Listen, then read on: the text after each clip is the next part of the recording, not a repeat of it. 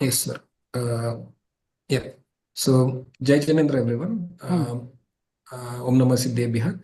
And we've just here to have a very excellent lecture about the essence of Mulachar by Dr. Jayanthi sir. Jayanthi sir, one of the scholars, well-known philosophers on the Jaina philosophy side, and who's done in-depth research on multiple aspects of Jainism, is with us. And and as part of the uh, academic curriculum, we do have Mulachar as one of the texts to be as part of our academic curriculum, and it's always a pleasure to hear from Jayantilal sir and get his perspectives around the essence of Mulachar. What are the unique aspects of Mulachar as a text, and so on. With this, I'll just hand it over to Jayantilal sir. Sir, over to you. Thank you. Jai Jain. Okay.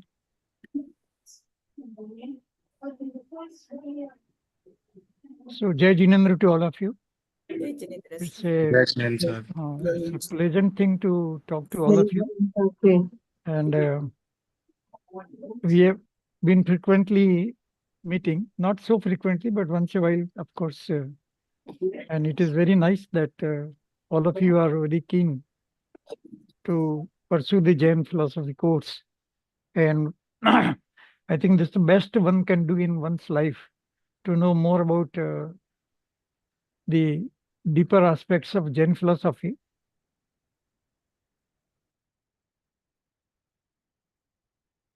So, okay, so we'll start with that.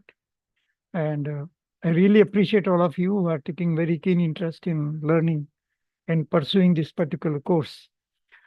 Now, coming to this Mulachar thing, Mulachar refers to the conduct of Jain monks. And after Mangalacharan, we'll just come back to the basic points. Sorry, what happened?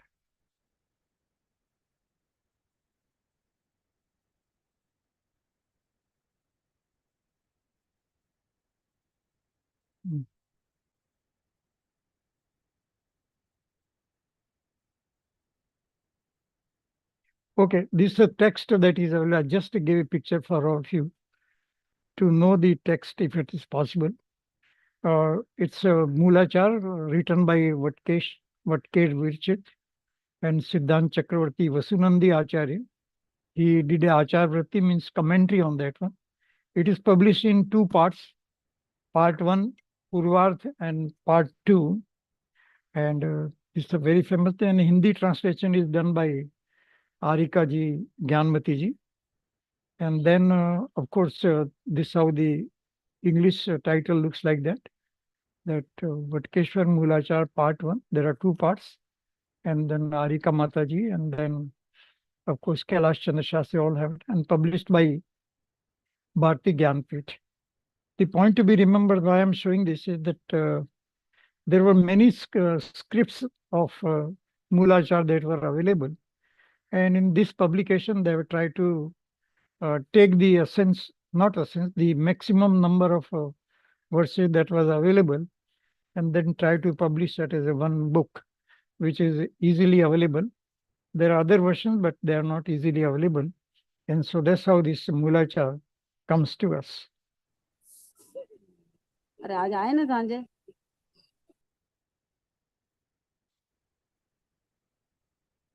Some problem.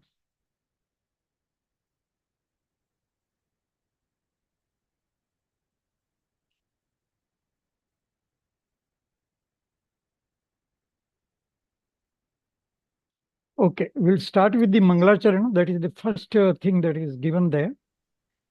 Mool Guneshu Visuddhe Vandita Sav Sanjade Sirsa Iha Parlog Hidatte Mool Gune Kitta Isami, which means that I bow to all monks who have attained purity by adopting Mool Guna, which ensures benediction in this life and next world. So the English translation is very simple and straight, that all the monks who have attained purity, that is, those who have been meditating on the nature of pure soul, those who know about soul, and those who have adopted those purity, adopted means it has manifested in them, and because of that they are having a mul gunas that ensures mul gunas ensure. Actually, it is purity that ensures, but because side by side mul gunas are also there, and so that ensures benediction in this life and in the next life. So it refers to the basic philosophy, Jain philosophy, that monks are revered so much in Jain philosophy. In other philosophies also monks are respected and like that. They occupy very high position. But Jain monks are different than those kind of monks. So anyway, this the way in which in Mulachar it has been remembered that I bow to all the monks who have attained purity. Remember Vishuddha. Not only just adopting mulgunas, but because of that, there is a Vishuddhi, and that's why they are adopting mulgunas. There are two ways to look at it. They have realized the pure soul, they have attained the purity, and because of purity, purity ensured that you adopt a certain gunas. Okay. So it is not the reverse way that you adopt mulguna and then that leads to purity. It is not that way. It is that you have a purity, and then once you have purity, you don't want that purity to get malignant or to get disturbed or to get polluted. And that's why that is called as a benediction in this life and next life, not otherwise. Point I want to emphasize is that the direction is from purity to mulgunas, and not that mulgunas lead to purity. Okay, that point has to be understood, which is part of several other scriptures. I will come to that point once I go to the next point. Now, if you look at the background for this scripture or text, the author, of course, the Vatkar, which is also another name of Kundukunda, but the name that is mostly used is Vatkar. And then I will come to the Kundukunda in the later part, second point. This book has 12 chapters and 1252 verses. Each is in independent chapter. The book consists about 900 pages, two parts consisting of about 900 pages with the commentary. And I think this second line is very important, that Acharang Sutra, you know about the Dwadashang literature, 12-fold literature. And all of you may be knowing very well that the first part of that is Acharan. No, there are 12 things, and last is with the Drashtibhat. So this Acharang Sutra, which is part of the 12-fold literature, and in this Acharang Sutra, the conduct of monks is explained. Of course, the Digambar tradition says that the Acharang Sutra is not available in its way it was there already. But so in Digambar tradition, what had happened is that the name of the scriptures that were written for the different parts of 12-fold literature, they not bear the same name as it is in the Dwadashangvani, because it is not the same. The point I want to say is that this particular text, Mulachar, is something like what was originally known as Acharang Sutra, which is the first part of Dwadashang literature. But since that is not available in its original form, based on the knowledge that was available, what has been written is known as Acharang. So, of the 12-fold literature, the first part is Acharang, and this this particular scripture is based on that kind of understanding. Okay. So that's why this is very important to understand that from where it belongs. Okay. So another point to be observed is that in the 12-fold literature, the first thing starts with Acharan.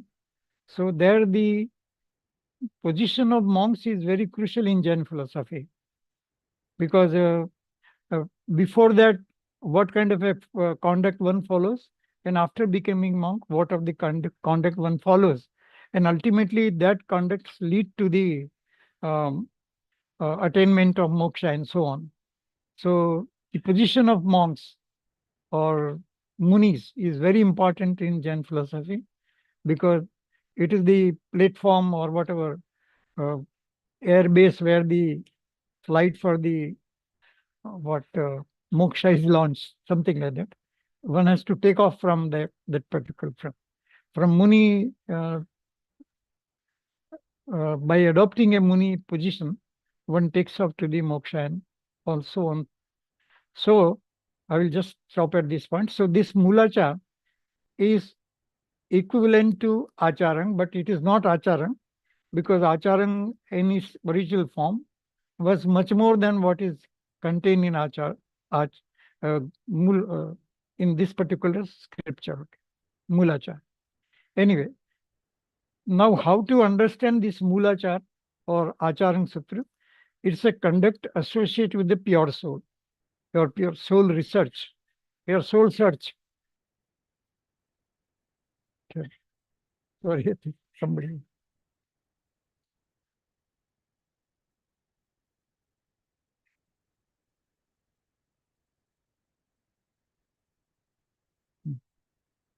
Uh, okay, I'm sitting at some other place, not in my house, so some disturbance. Sorry. So the point to be understood is the second line, that the conduct associated with the search of soul. Basically, we are interested in soul search, and then the conduct that goes with the searching of the soul, pure soul. So really, there is search for pure soul, and once some element of manifestation of pure soul is there, then the conduct that will be associated with that will be of that type of. So this is how it has been. It has to be understood. Otherwise, I repeat once again that what the researcher or whatever, what the search is in the Jain philosophy or the path to moksha is about the pure soul.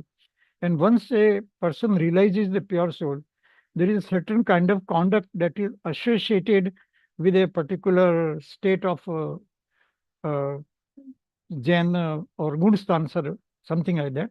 And that is what associated in Acharang Sutra, and that's what is explained there.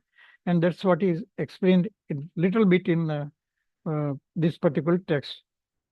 Now, this, as I said earlier, this particular text is supposed to have been written by Kunda also, because there are common verses in Kunda and like that, some comparison is there.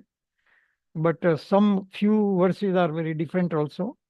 And chapter scheme is slightly different, but otherwise it is the same. This has a 1252 verses, and Kunda are supposed to have 1243 verses. So over a period of time, some some commentator has added few verses or neglected certain things, or some common verses have not been adopted. Something has happened. Okay, very difficult to comment at this stage. But suffice to say that it is also considered as something written by Kunda himself. Now, when we remember the name of Kunda, or let me take this thing. There are verses in this Mulachar from Niyamsar, Samayasar, and other Pravachensar, etc. And so there is the influence of previous, sorry.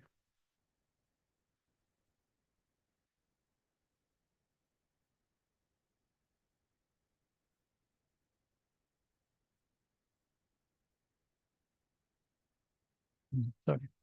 So Niyamsar, Samayasar, all those things influence the verses in Mulachar. So that means that's what I said earlier, that Kund in Samayasar, Niyamsar, Pravachansar, etc. has focused on the nature of pure soul. And so having written about the pure soul, Kunkunda Acharya writes about what is associated with that type of conduct, or with that type, the conduct associated with that type of realization of soul. So that's how both the things are important. So it should not be considered as independent of a spiritual side or the search for the pure soul. Okay, it is same thing, but in Samesar and other things, as you would have studied, there is a greater focus on the nature of pure soul, and here there is a greater focus on the conduct which is associated with the realization of the pure soul. So it is two sides of the same coin. Light of things are there. So one is based on the nature of soul, experience of the soul, and other things based on the conduct that is perceived externally uh, through these researchers or the people who are adopted the path to moksha. Known commentaries, of course, Vasunandi, this book which I showed earlier, has a commentary by Acharya Vasunandi. So that was written about 900 years ago. Earlier, the uh, Mulachar itself have to be written almost around 1800 years or so. And then after 900 years, this commentary has been written. So if it is Kunda, then as you know that Kunda was there about 2000 years ago. So during that time only it has been written. And ultimately the commentary has come later by Vasunandi Acharya about 900 years ago. The other works which look similar to Mulachar are based on Bhagavati Aradhana, where the conduct of monks is very explained in very great details. And then Pandit Ashadhar and Angar Dharmamrat, some text that has been written by him. So these type of, with this background, we have to understand that it is supposed to be a scripture written by Kunda Acharya, although named as Vatikar. Whether it was a different name of Kunda, it is a subject for research and like that. But we adopt the name as it is available now. And because there is a lot of literature which says that it is based on Kunda things. Anyway, so later on, scriptures have also been like Bhagavati Aradhana and other things have written on this. There are that 12 chapters in this. So the 12 chapters summarizes the subject matter of Mulachar. So one first chapter talks about Mulguna, and then second chapter talks of Vrat Pratyakhan. Third, we'll take each chapter in a very brief in for each. I have a slide for each of these chapters. So then the third, this Pratyakhan, how to sacrifice and give up the things to become a monk and like that. So some detailed things are given in there. So it's called Vrat Pratyakhan. Then the third part is Sankshipt Pratyakhan. So if it is not to be done in great detail, it is in brief, it has been mentioned here in few verses. Here from 37 to 107 verses. And this is in from 108 to 121. Then fourth chapter is what is known as Samachar. Samachar means like daily newspaper is called Samachar. Na? So in the same way, how the daily conduct or the everyday conduct of a Jain monk is explained in this chapter, Samachar. So that we'll see briefly. And then, of course, fifth chapter is on Panchachar, 5 types of acharan. And then sixth is on Pind Shuddhi, which refers to the food they take and like that. So Pind refers to the food. And so what kind of food and with what practices they adopt the food, that's mentioned in great detail.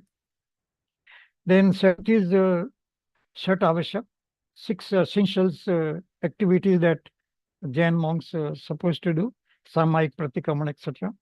And then, of course, 8th chapter is on 12 on Upreksha, Bharo Bhavana, which all of you know and familiar. So in the life of a monk, Bharo Bhavana or 12 on Upreksha are very important because that keeps them having detachment from the world and orient them towards the meditation on the pure soul. That can be achieved only because of that type of things. So there is a greater importance of 12. In the case of a family life also, there is a relevance of Bara Bhavana, but it is more so also for Munis also. It's very important. Then Angar Bhavana means, Angar means monk. So the desire to remain sadhu, desire to follow the uh, things that are adopted with the, or that goes with the monk life. So that is on Angar Bhavana. And then of course Samasa, concentrating on the nature of soul and like that. We'll see that later. And then Shil Gun. So they adopt Shil. Shil means the conduct or the nature of soul, and to remain absorbed in nature of soul. That's a Shil Gun, but it is expressed in terms of brahmacharya and other things, in terms of external conduct. And then there is a reference to Paryapti.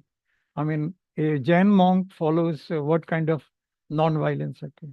So that concept of non-violence spreads to the different types of groups that goes with Paryapti. Paryapti, you might have studied. Paryapti refers to the body types and how the body grows, sensed with indriyas and like that. That's called Paryaptis. 6 Paryaptis are there, and that's explained that how the concept of non-violence has to be adopted in all those things. So these are some 12 chapters which refers to the essence of this one. Now we'll go to each chapter for about 1 or 2 minutes for each of the chapters. And then if you see that, the first part is about basic practices, which is called Mulgun. So there are 28 basic practices which a Jain monk, particularly Digambar Jain monks, follow. There is some deviation in Shvetambara tradition, but they also basically follow most of these things. There are some differences. So of course, 5 Panch Mahabharat, all of you know, let me not explain it. So 5 complete vows in activities of mind, body, and speech, Man Vachan Kaya, with Van Vachan Kaya, they adopt this Panch Mahabharat.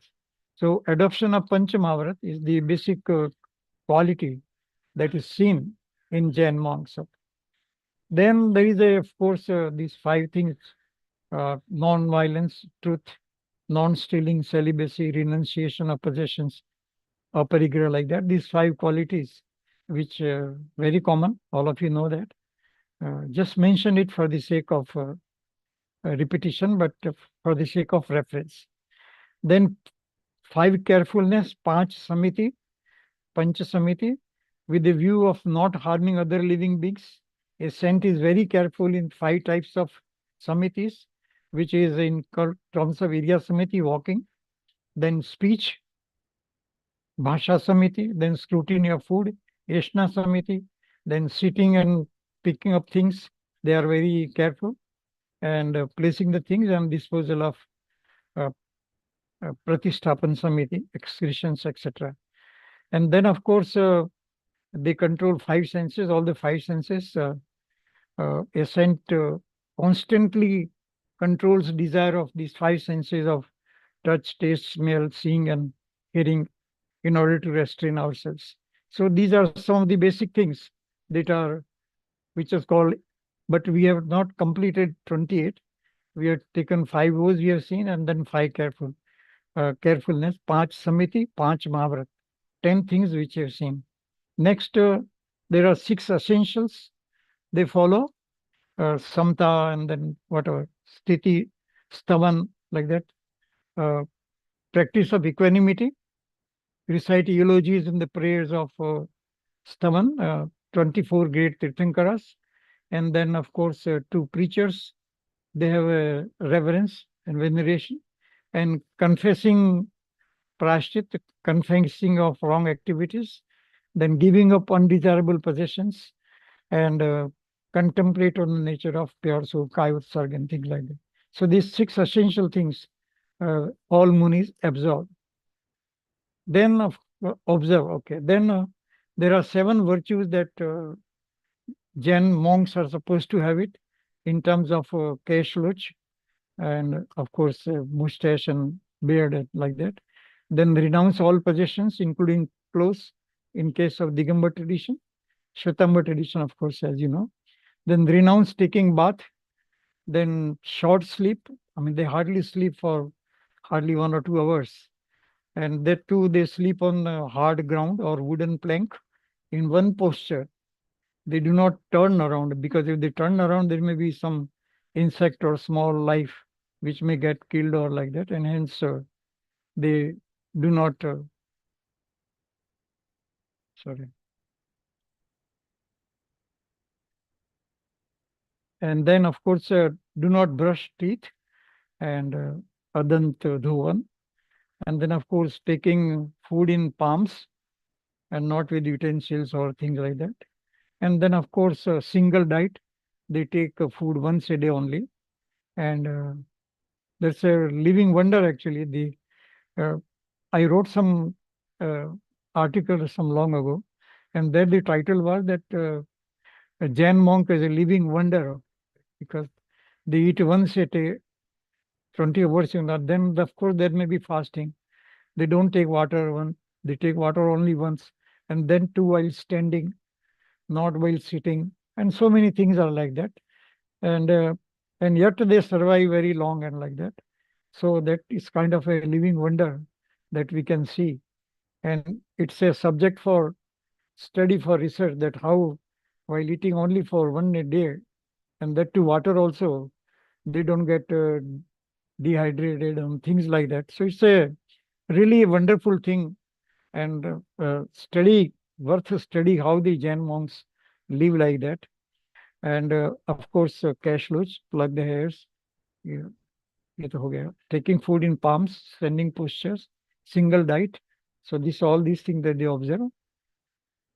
Then the third chapter is about Sankshep Pratyakhan, which means it's a kind of a short Sanlekhna in short. So that's called it is Sankship in brief. So it's in a few verses. I've just from 108 to 121. I've just tried to summarize in few points here. It's one case of possibility of impending death. Okay, if the death is very near, there is no time to go through the full Sanlekhna path, then how in short one can take a Sanlekhna or Pratyakhan. That's what it has been described here. So what he does is Samaik, वो of complete giving up of 5 sins, desires and equanimity, 5 पापों को छोड़ करके, इच्छाओं को छोड़ करके समता भाव में रहना, that is Samaik. So that is the thing one can do if you realize that suddenly death is coming. Then giving up food until fear of death goes away. Okay. Suppose one is going through flight and like that, and there is air turbulence, and we don't know what will happen, whether we'll survive or not, if there is a fear and like that. So until it stabilizes or until the flight lands, one can take samadhi for a short time, okay, for 15, 20 minutes or half an hour or 1 hour, things like that. So that's kind of a thing one can do that. It need not be for all together in life, but until that fear, or in case of a sudden accident or things like that, one can adopt those kind of a short sanlekhana. Then the next thing is about adoption of sanlekhana, as we just mentioned, desire of moksha. That is one who adopts sanlekhana, even if it is short sanlekhana, and there is a desire for moksha, then it attains the moksha in 7 or 8 lives. So one must always think of taking sanlekhana. If we cannot take for 12 years, when we realize that death is very near, then until that time, for few days or few hours, one can take this kind of a sanlekhana. Need not be for giving up everything for all life until death, not necessary, or for 12 years, which is the general concept. So that's how sanlekhana is adopted in short. And then it says that, of course, pratikaman, one does it, and then they take pratikamans and defaults after diksha. If there is a short diksha, then if there are any weaknesses observed in diksha, they are trying to remove is no food and then drinks. first they give up food and then drinks also given up for a short duration until things get very cleared and like that. Then there are 10 types of mundans, which means mundan means giving up desires, cutting off the thing, like if we cut off the hairs and like that, mundan. So the desires of five senses and this, you here, some mistake here. Here is man, vachan, kaya, three things. So, आगे चला गया. Here three types, that is man, vachan, kaya, no? That cut off the desires and like that. Position of hands and legs and no spreading or contractions. One can sit in meditation pose and things like that. And there's a kind of short Sanlekhana, which is chapter 3, as far as this text is concerned. Then there is something called fourth chapter on Samachar. As I said, Samachar refers to daily life of a monk. So observation of Mool Guna for a relatively longer period of time of life. Where there we refer to the short period in the third chapter. And then in fourth, for a long time, how a Jain monk can observe Mool Gunas for a long time. That's what has been described in chapter 4 from verses 122 to 197. Then, of course, meaning of Samayik or Samtabha, which means absence of attachments. Then observance without violations, right conduct. Then same conduct as of Mahavratas, Samayik, some and equal, something like that. And with reference to man only, with reference to man. Okay. Or so these kind of things are there, which the word meaning of Samayik. No? Samayik means Samtabha, Samayik means without violations. Samayik means you observe 5 Mahavratas, you remain equipoise in the things, and then with reference to, of course, these are with reference to man life and not with others, because monks are only men only. So, and then they're supposed to be not to be followed so strictly by she monks, okay, arikas and sadhvis, okay. Then the life of a Jain monk is so busy, daily life, that they have hardly any time to do any other things. They are super busy. I've added last slide just now, so it will come at the end because I could not put it forward, but we'll take it towards the end.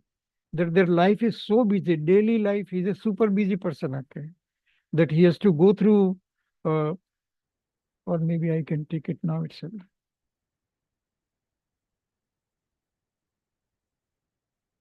Right. This a Jain monk has to do 28 Kayutsarga meditation postures in 24 hours.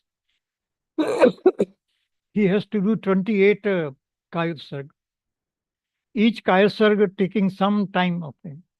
Of course, it can be short or longer, but some time of Antarmurat, maybe half an hour or whatever it is. Generally, it's supposed to be less than 48 minutes. So if it is long, it will take so much of time. And if it is 45 minutes, 48 minutes, less than 48 minutes, 28 times a day, means he becomes a real super busy. So briefly, daily practices consist of 28 Kayusar, meditational poses, 12 for studies, devotion to scriptures and like that, beginning and we'll not go into detail, but just to remember that, if one can refer to the book if you want to know a little more. Then 6 for devotion to Jain idols and 5 supreme souls. Panch Parmeshti ki sadhana karte samay bhi they remember 3 times a day, in morning and evening, 2 times. Then 8 devotional meditation postures on liberated souls, confession of wrong passions, adoration of Lord Mahavir, and eulogy of great preachers twice a day. So that becomes 8. And then 2 devotional hymns of sages, resolving and terminating night stay, before night is terminated, before they sleep, they do one Kaivalsa. So 12 plus 6, 18, plus 8, 26, and 2. Like that, 28 times they have to do these meditation postures. So that keeps them really super busy uh, as far as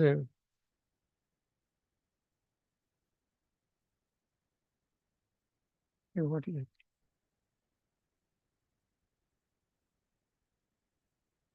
Hmm.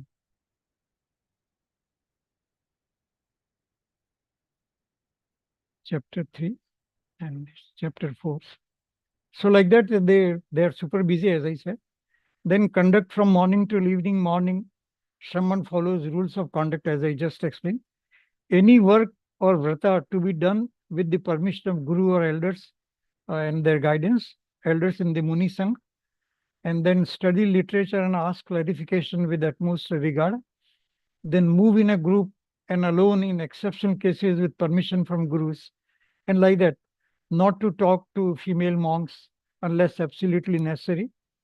And like that, they observe their daily life, as I said, 28 times Kayur, and that's why they have hardly any time to uh, do any activities. There are only two activities that Jain monks perform. One is Gyan and then Dhyan. They're always busy in acquiring knowledge about whatever they are doing and like that, or acquiring knowledge about the soul.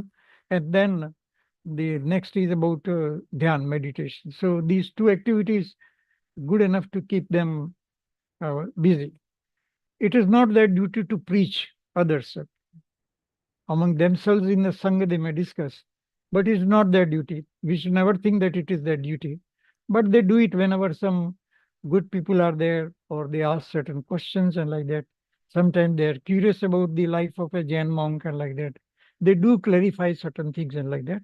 But it is not there as it is being done systematically every day at this time and like that. That's not the typical behavior as per what we read in these scriptures. That is only when uh, certain particular questions are asked and like that, they do answer and like that. So it's a very different kind of life they have. What we read is very different than what is followed. Okay. Then the next is in terms of, sorry,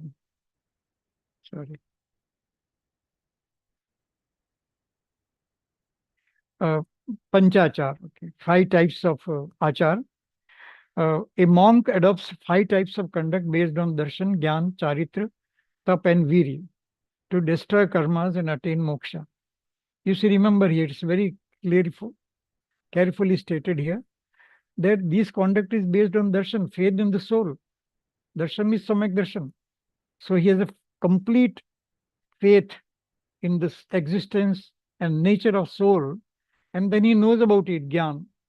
He has a faith, samak darshan, then he has samak gyan, not any type of gyan, samak gyan, that is relating to soul.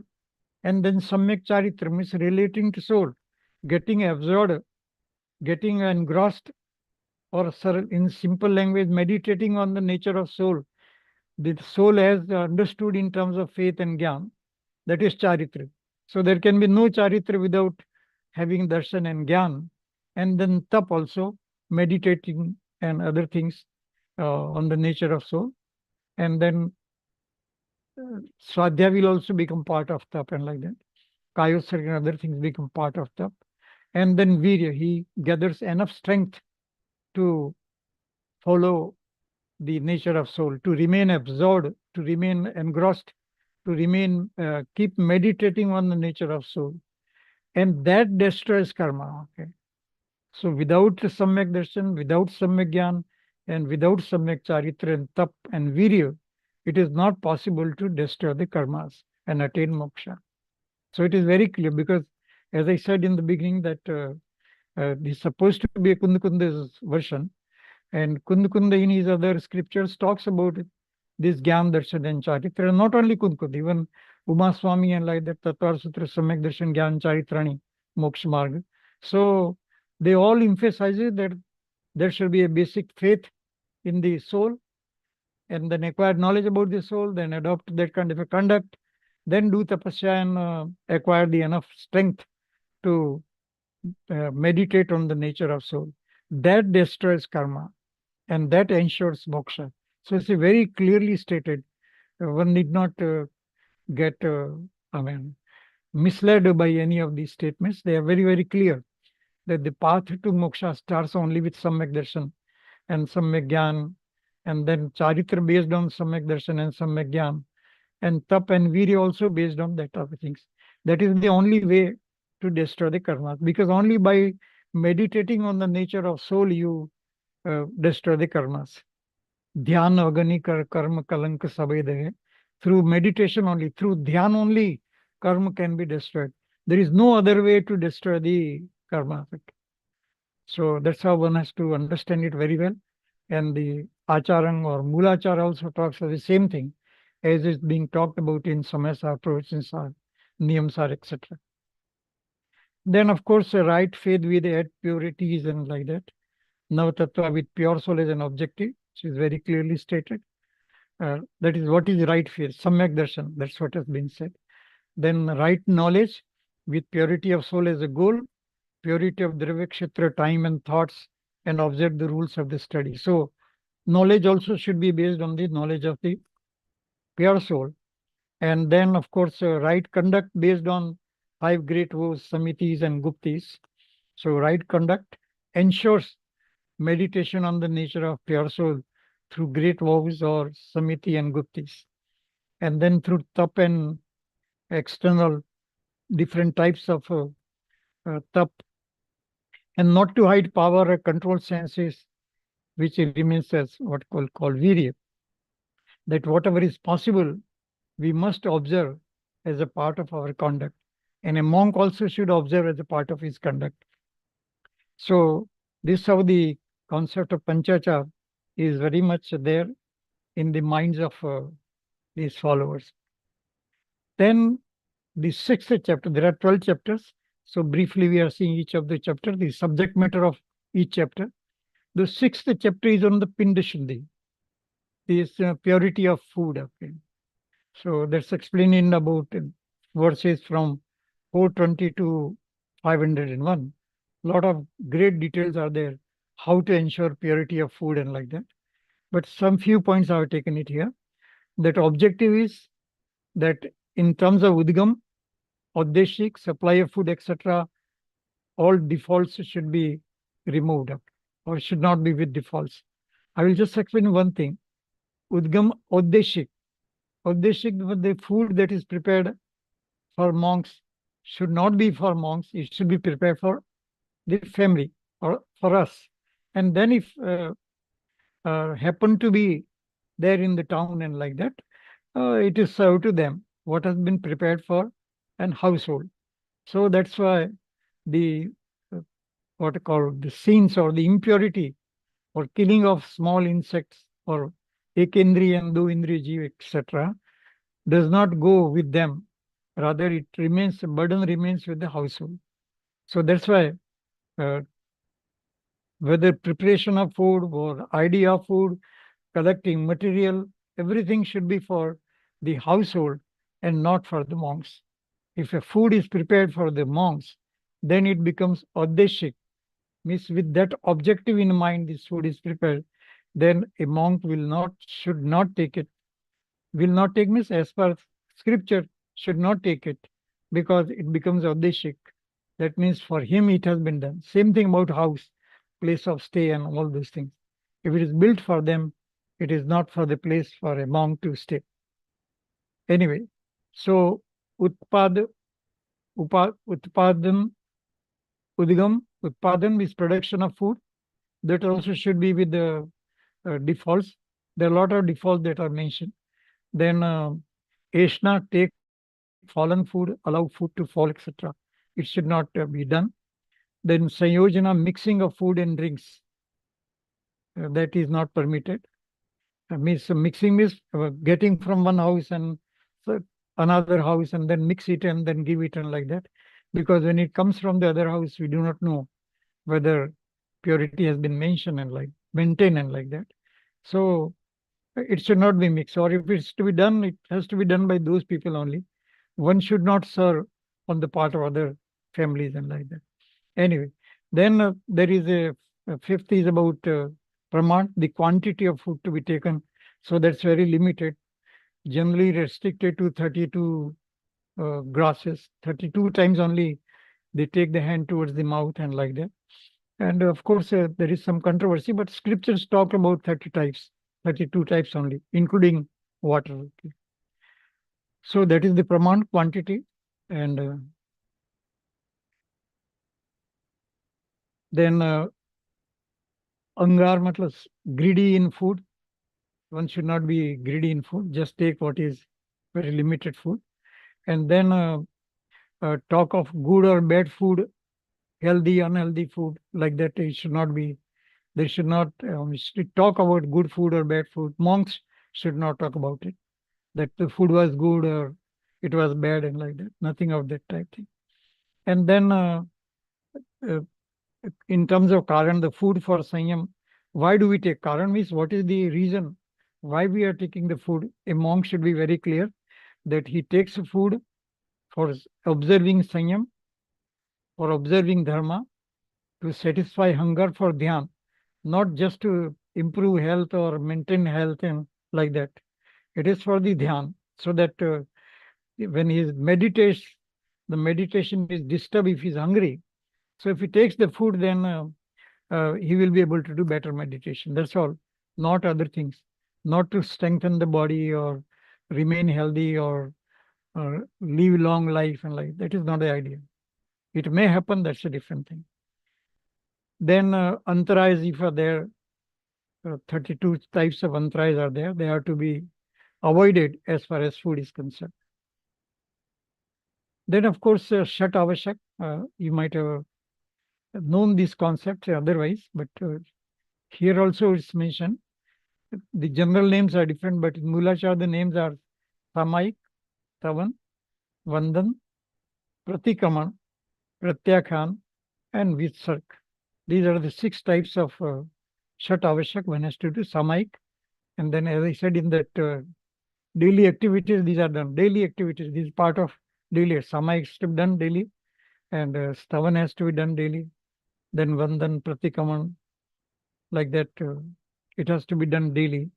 So these are the type of Shat Avashaks which they have to observe it. Then if you look at 12 bhavanas, which is very well known, all of you know about these 12 bhavanas. अध्रुव भावना, अशरण भावना, एकत्व, अन्यत्व, संसार भावना, लोक भावना, अशुभ भावना, आश्रय भावना, संवर भावना, निर्जरा, धर्म and bodhi. So these 12 types of bhavanas, they are always inspired by this, because otherwise they will be thinking of the worldly things. Okay, so whenever they are not meditating in a stage, if monk has to be moved from 6th to 7th gunstan. So when he's in 7th, he's in under state of meditation. Whereas in 6th, he may be thinking of some worldly things. So at that time, he should apply Bara Bhavana so that he doesn't get attached to the worldly things. So he remains aloof from Asara, practices Samvara and Nirjara, Dharma, and Bodhi Bhavana, etc. So these 12 bhavanas, which you might be familiar, I'm just mentioning it, one has to observe it. Then the 9th is Angar Bhavana, which means desire for monkhood. I mean, he should remain committed to monkhood. He should always desire that my monkhood is well protected. So that kind of a desire should be there. So that is known as Angar Bhavana. So 10 types of bhavanas are there here. Purity of Ling monk type, if a male or female, whatever monk life is there, they have to base their conduct based on the type of monk they are. Then vows, whatever 5 Mahavratas they are following, they should follow it strictly and not somehow observe it and like that. So that's very important. Then purity of staying in places, whichever place they stay, they should stay in a place where the detachment is practiced, vairagya is practiced. If they stay in a place where the Vairagya Bhavana is disturbed, okay, then it may not be desirable for them to stay there, because they will be creating karmic bondages and they will fall from the life of a monk. Then purity of movement, if they do vihar, move from one place to another place, they should do as per the rules, conduct and things like that. And then purity of food, as explained earlier, that it has to be done with the purity of mind. And then purity of knowledge, uh, types and relevance. You should acquire the proper knowledge and not just any types or any type of knowledge and like that. And so that's very important. Then purity of knowledge, then purity of detachment of body and fineness. Okay. We should remain detached to the body and physical activities. Uh, Pursue it only to the extent that it helps in tapasya or in terms of meditations. And the last is in terms of purity of speech. Whatever he talks, that it should be uh, not harsh and like that. Should remain committed or remain restrained, bhasha samiti and like that. He should restrain oneself in different talks that he does it. Should not do anything which harasses individuals or which moves away from path to moksha, to that worldly life. So those type of things one has to observe. Then the 10th chapter is, we'll finish in 10 minutes, 5 minutes, so that if you have questions, we can take. So Samaysar means, of course, you all have studied Samaysar, a sense of path, okay. The path has to be maintained. So I've not taken here more, but from Samaysar, but only basic points, that right faith, right knowledge, and right conduct. The penance constitutes samay or reality. What is the reality? Reality is that you must have a right faith, right knowledge, and right conduct. On the path of moksha, you cannot believe whatever you think and like that. We have to really believe the path which is expressed through Samyak Darshan, Gyan, and Charitra. So one must have a right faith, right knowledge. Right faith means knowledge of soul in the proper manner. Then right of conduct, right of knowledge, right of conduct, and then penance, etc., should be as per based on the soul, and actually purity of soul, pure soul, not the other thing. So Samasar, the word is enough to take us to that full philosophy of Samasar, that it has to be pure and it has to be maintained that way. Okay. So, and this sense of four is conduct and vairagya. Okay. So this, of course, five vratas and all those things we say, but then basic thing is the conduct and vairagya. Okay. That one has to follow a right conduct, and then it has to be oriented towards vairagya. Otherwise, one will be misled, and it is not path to conduct. That is, after acquiring knowledge of right way, right knowledge, right conduct, penance, etc., then it should be reflected in vairagya. Okay, it is not knowledge for the knowledge sake. Okay, that yes, you acquire knowledge of what is right conduct, right knowledge, etc., but don't observe it. Okay, don't follow it. Means don't remain committed to the concept of pure soul and like that. So, of course, it is not a harsh thing or difficult thing, but it's not practical and things like that. I'm not going to those details. But the basic point is that the conduct should reflect right faith, right knowledge, right conduct, and like that.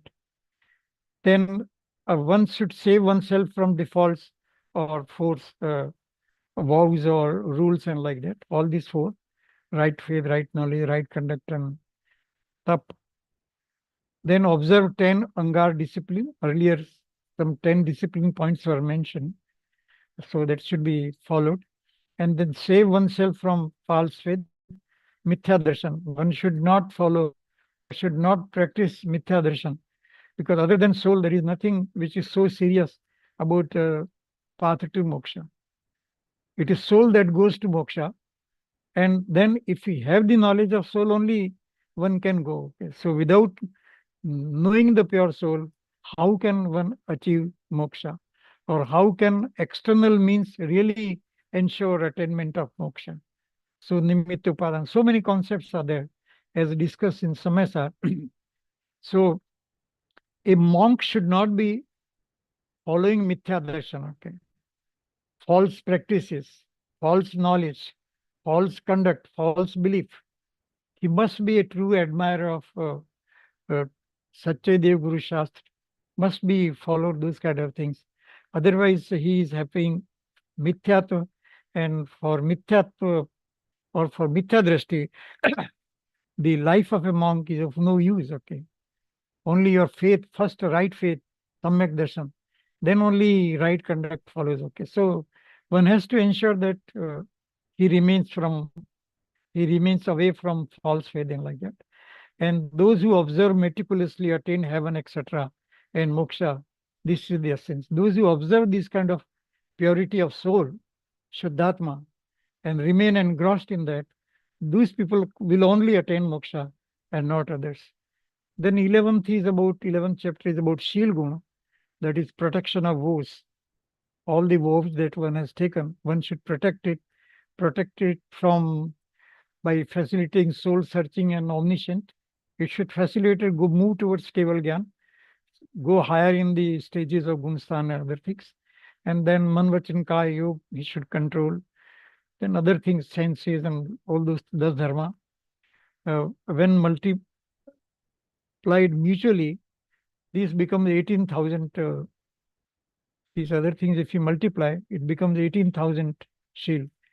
Okay, guna. And then if you multiply further with all these numbers that are given here, it becomes 84 lakh. Okay.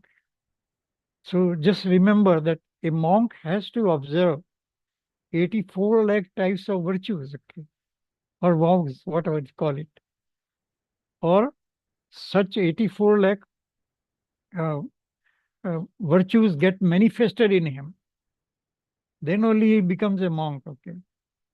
So how to count it is very difficult to count, but if he follows these practices, it will become 84 lakh. And it is not only 84, 84 lakhs are counted here. They follow lots of many more virtues they follow, or they get manifested because of following the path to moksha, or because of samyak darshan, gyan and charitra. So that is the shil one should follow. Then of course paryapti is discussed in great detail. Will not go into that. I just mentioned it. Anyway, so these are the 12 chapters that are there in this particular text. And now we'll try to summarize what is this text all about. It is not my language. It is the language that is given at the end of the book. So I try to summarize in terms of certain points. So that's why I said features as stated in the summary. What does this whole Mulachar says? Okay. It is completely meaningful conduct proved. Okay. If it is a complete meaning, its conduct should be meaningful. Meaningful means should not be for the sake of observing, okay, but it should lead to the realization of pure soul. अनुभव की ओर ले जाए, आत्मा की ओर ले जाए, ऊंचे गुण स्थान में ले जाए. That is the purpose of this observing these practices, and not observing practices for the sake of practices. And this objective only, all virtues of monks are mentioned that with that objective in mind, not for the sake of following, or not to show to the world that I am following certain practices, but to realize the inner objective of realization of pure soul. And like that only it has to be mentioned. Otherwise, it is not going to help the realization of pure soul. The objective of becoming a monk is not served if one does not follow these things meticulously. Then treasure house of knowledge. If one practices as mentioned here, one can acquire greater knowledge through meditation, and he goes further and achieves Keval Gyan, becomes Arant. Then through these practices, subtle ideas are presented. Okay. Actually, these practices are superfluous on the surface of it.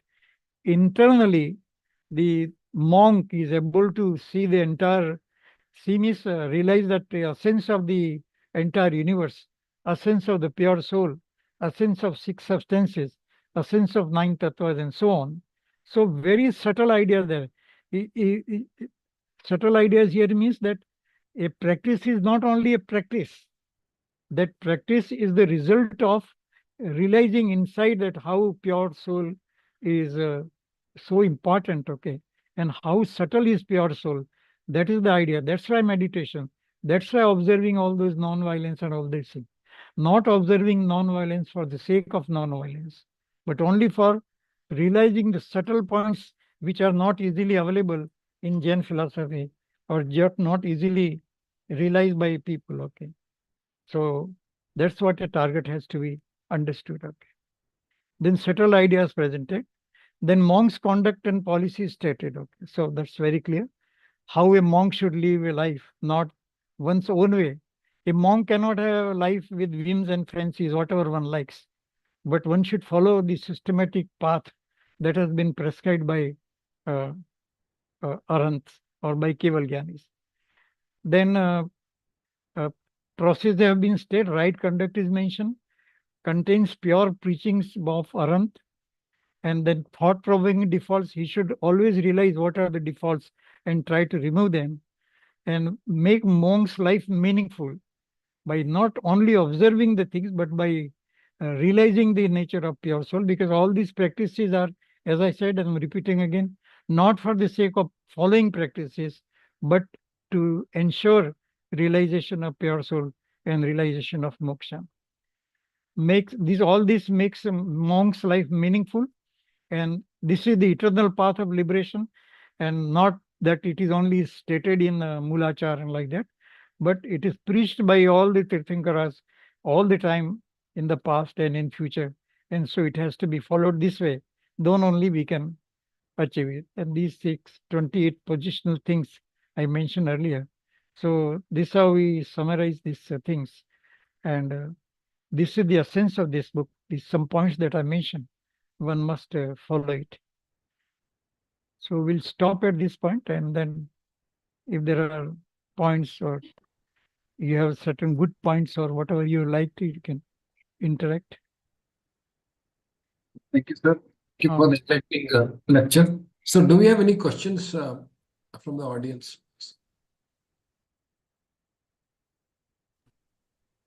So, can we get the link for the book in English? Because I searched, I'm not able to get it. Mulachar. Oh, okay. Okay, I will give, no problem. Thank you, sir. Hmm. Sir, and in this book, there is no mention of Atichar, transgressions. No, all those things will be there. Details are there.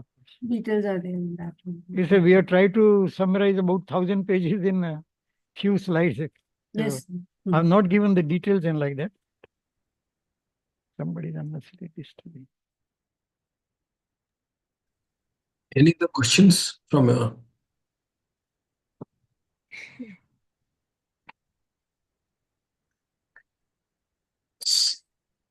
Sir, we don't have any other questions, but I think one thing which we really liked about this lecture is it really like similar to what we heard on the Ratnakarak Shravakacharya lecture by you, sir. Yeah, This something is like that. completely a very enlightening one in a But nutshell. In just the difference 1 is, hour. of course, you know it. I'm sorry to disturb you. The difference Sorry. is that is for household and this is for monk. Exactly, sir. I mean, like what you summarized everything in just 1 hour. Similarly, here within around 90 minutes, you gave us the essence of it, which really helps us, particularly we students preparing for the exams. I mean, like what you mentioned in the previous thing, it is like a quick ready reckoner for us to go through everything very nicely, concisely presented, sir. Think, You prepare the thank slides, you keeping that thing in very mind. much for this enlightening lecture. Yes. Right. Yes, sir. Yes, sir.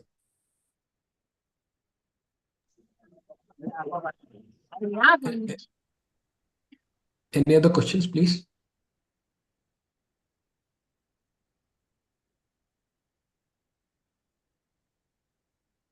We don't have any other questions, sir.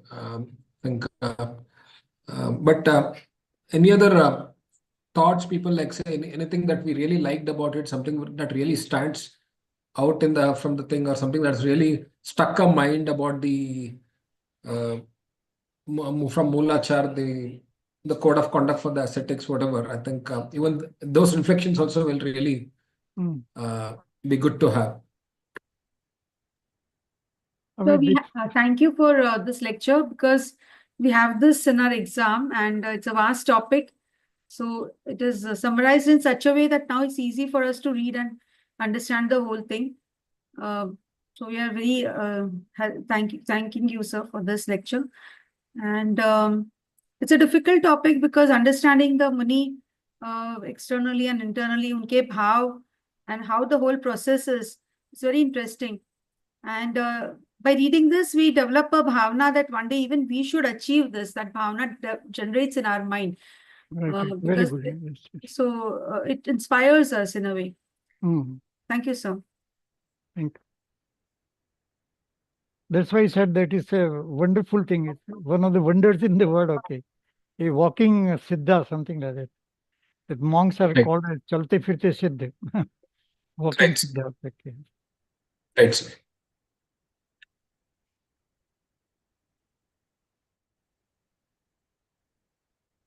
Anything else, if anyone would like to add to this before we conclude? So thank you, sir. Mm. Thank you, sir. Okay, thank you. Sir कल का lecture अपने department में है, थोड़ा announce कर दीजिए ना sir. अच्छा अच्छा ओके कल जो 3 से 4 बजे सुमत प्रकाश जी पंडित जी जो यहाँ पर आए हुए हैं, उनका नियम सार पर या सेंस ऑफ नियम सार पर यूनिवर्सिटी में व्याख्यान होगा. So all of you are invited. If you can join, very good. It will be Sumit Prakash is one of the excellent Jain scholars we have at present, and the spiritual aspect that he associates with each of the aspect or each of the practices and makes the thinker so simple. Okay, it is worth listening to him, because you may read hundreds of books, but will not be able to really come to the kind of conclusion that he has come. Okay, so he says something like.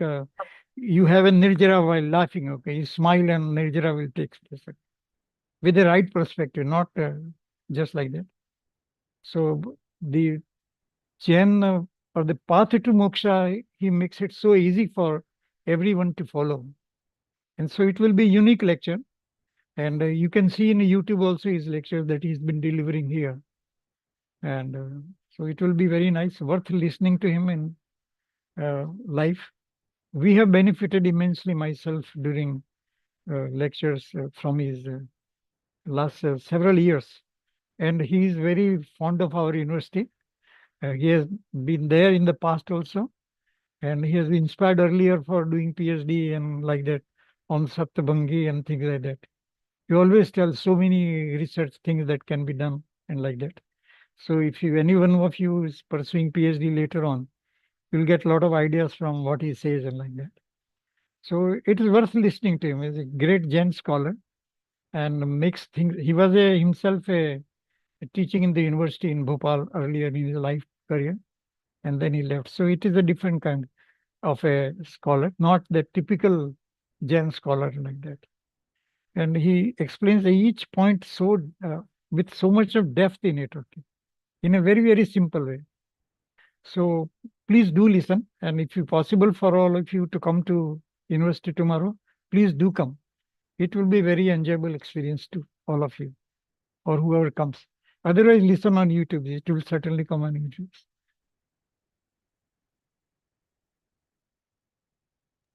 Thank you, sir. Thank you for those one quick introduction about Sumit Prakash ji and his things, sir. I think we'll definitely enjoy his lecture tomorrow. I think it will also be live streamed on Sumit Prakash ji's YouTube channel.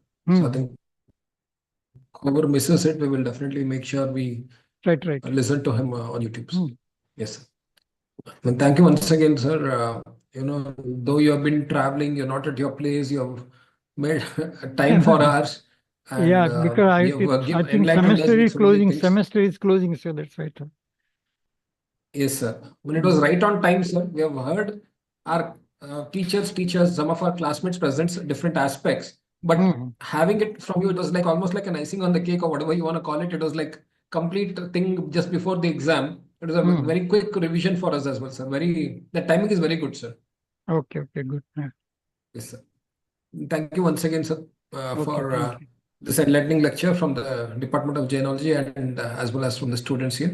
Thank you. Hmm. Jai Jain. Thank Jai Jain. Thank you, sir. Thank you. Thank you, sir. Thank you, sir. Actually, क्या मेरे cousin ननंद की पोती है ना, sir.